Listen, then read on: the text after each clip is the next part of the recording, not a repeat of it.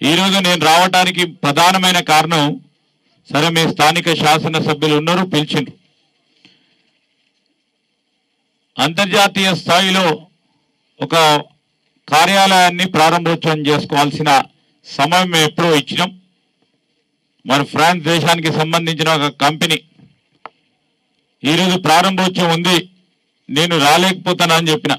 పొద్దున్నే ఎంత కార్యదీక్షుడు అంటే మళ్ళా నేను పోతే దొరకడానికి పొద్దున్న 8 గంటలకు మా ఇంటికి వచ్చాడు.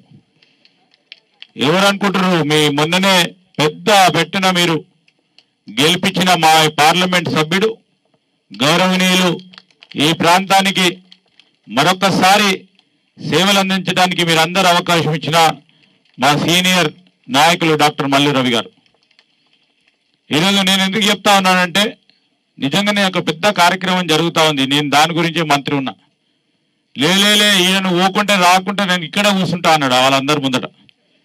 అందరు విదేశీ ప్రతినిధులు ఉన్నారు, తప్పకుండా రావాలి, 5 నిమిషాలన్నా వచ్చిపోవాలి. దానికంటే ముందు మా కసిరెడ్డి గారు కానీ మా డాక్టర్ గారు కానీ 2 రోజుల నుంచి మా పరిశ్రమలకు శాఖకు సంబంధించిన అందరు అధికారులతో మాట్లాడిండు. అంటే ఎక్సర్సైజ్ ముందే ఈ మంత్రి ఏం చెప్తాడో చెప్పడం ముందే తెలుసుకుందామని పోయి ఈయన మతలం ఏందో తెలుసుకునేందుకు పోయిండు. నేను అంతా కూర్చున్నాడు, కాగితాలు తీసుకున్నాడు. ఏం చెప్పదలుచుకోవచ్చు ఇలా ఎక్కడైనా మర్చిపోయి లేకుంటే ఇంకో దగ్గర చెప్దామని అనుకుంటే మంత్రి గారిని ఇక్కడే నిలదీద్దామని మొత్తం తీసుకొచ్చాడు కాగితాలు. ఈయన మా ఎమ్మెల్యే గారిది మా ఎంపీ గారు లెక్క చూస్తే ఈడనే 1000 కోట్లు 2000 కోట్లు డిక్లేర్ చేయమంటారు.